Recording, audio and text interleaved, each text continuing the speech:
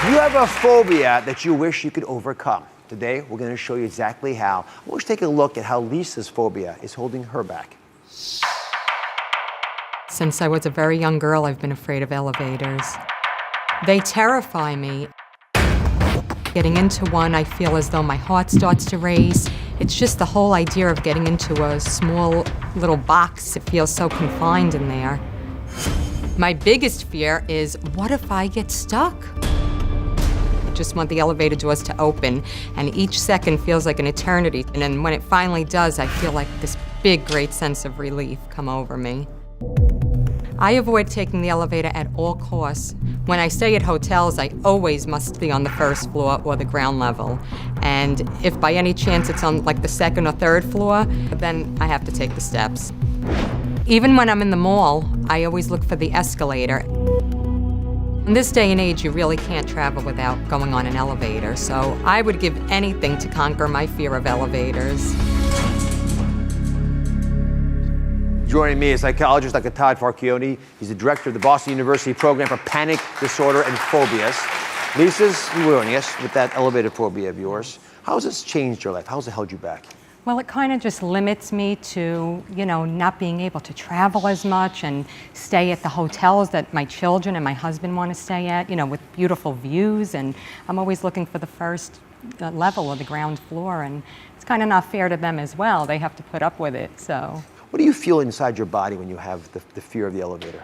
Well, my heart begins to beat and race a little bit, and my knees kind of get weak, and I just feel that feeling like I want to pass out sometimes. And you can make it happen today? Time for change? Yeah, I want to confront it. I do want to confront it and conquer it. So Todd, start us off. For everybody, whether you have an elevator phobia or something else you're worried about, something that's frightening you, what should we do to start the process? Public speaking, bridges, there's so many ones that I've heard from the audience about. Right. Well, in confronting the thing that we're afraid of, one of the first steps in overcoming a phobia or a fear would be to change the way that we respond to the thing that we're afraid of.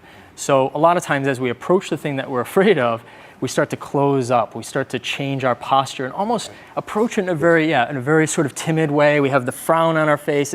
It's frightening to us, and so it's producing a lot of behaviors. So instead what we want to do is something different, something opposite to that. And one of the things that I think can be useful to people as they enter something that they're afraid of is to strike a pose that's different than what they feel inside, right? So this is what you feel like. Like this. Right. I just take the superpower pose. That's it.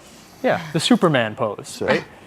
You look like Superwoman now. There we go. And then deep breathing also, because I know I shallow breath. You probably do too. Yes, I don't breathe at all. I pray a lot. Pray a lot. Right. So we want to eliminate those types of behaviors. And a lot of times people hold their breath, which causes a lot of the physical symptoms that they're experiencing, where they take deep breaths, big breaths, and they're hyperventilating essentially. So instead, we want to try to calm the breathing a little bit, be okay with the fear, but behaviorally, we want to change the way that we respond. Pump the chest out, go into it with the smile on our face, because this thing is not really dangerous, and the behaviors have to reflect that. Right. Okay? So how do you challenge those fearful thoughts? The thoughts that Lisa mentioned, all the ones that many of us have had, will it fall, will I get stuck, all those things that could happen. Right, well, I think there's a few questions you can ask yourself. First, you can say, what evidence do I have for the thing that I'm fearing or the fearful thought that I have, right?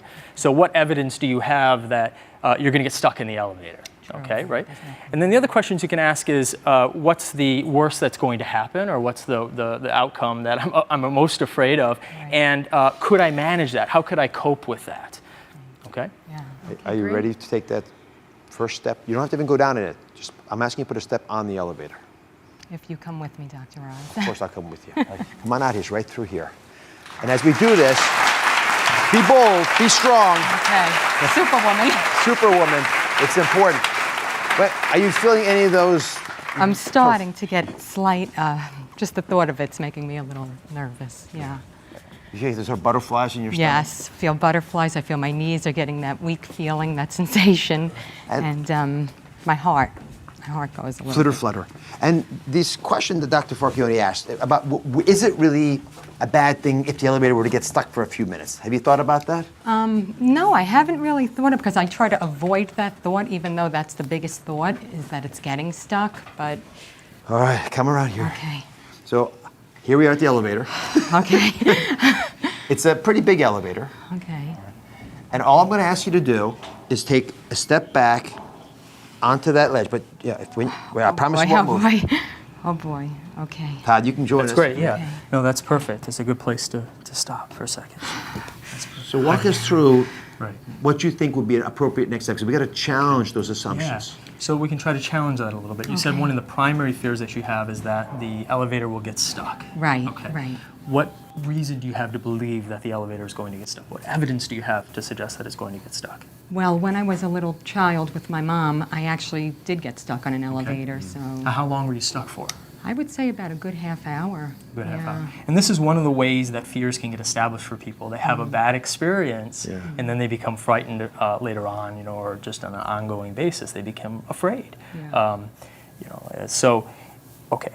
How long was it? I'm sorry. About a half hour. Half hour. 30 Okay. minutes, And then yeah. what happened? And I just remember people around me. At that time, the fear didn't develop inside of me, but I just remember looking at the expressions of all the adults around me, including my mom, who was like my hero, and seeing the way they all were so afraid and so panic-stricken, and that just left such an impression upon me. Yeah. So, There's the yeah. bad experience right there. You can see it Exactly, coming yeah. up. I can see But it welling I up. think about this and I say, as adults, if you're in an elevator for half an hour, besides losing a half hour of time, you didn't go in any way into danger. No, I really didn't. No. So thinking about that, would you take a little further step into the elevator? I promise it's not going to move till you tell me to. Okay. All right. You have your stethoscope handy? I have everything handy for you. All right. Okay. Now, what would I need to do to make you comfortable if I were to actually just press this button and take us just one flight inside the elevator? Boy, that might be a bit too much. I don't know. I'm not going to force you. You have to drive this. You have to actually want this to happen so much that it overwhelms the fear you have. Whether it's irrational or not doesn't frankly matter. Well, I think you'll agree with me that half Yes. an hour in an Was elevator too much. wouldn't be the worst case scenario. There's lots of worse things that happen every day. Okay, all right. The thing you is know you what? did manage it. I I mean, did you manage coped with it. it You at know that what? time, and you would cope with it again. Thinking of it that way, I think I can try. I feel your hands trembling.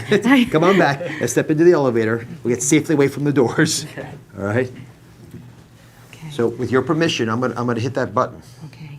It's okay? And you're staying with I me. promise you, I'm not going anywhere. Okay. Only one flight. Okay. One flight, all right? Okay, I'm Here right goes. Okay, thank right you. here. There we are. Now the door's closing. I know that's scary. The door's closing. I know that was a big step. You feel it's moving. It's pretty in the street. Pretty. Okay. Deep breath. Oh. Oh my. Does that feel good? Come on out. Come on out. Wow. We don't want it to close again. One flight's enough. Oh my. Oh my. Doesn't that feel so Feels free? free. I feel free. God bless you. God bless you. Thank you, Todd. That's great. I love Thank all the you. work you do. Thank you. Thank you very I much. hope it's helpful, Thank folks. you. Simple steps, get past those fears, embrace them, Yes. and you'll find so much freedom on the other side. Thank you for watching. Don't forget to subscribe and turn on notifications so you never miss out on new videos to live the good life.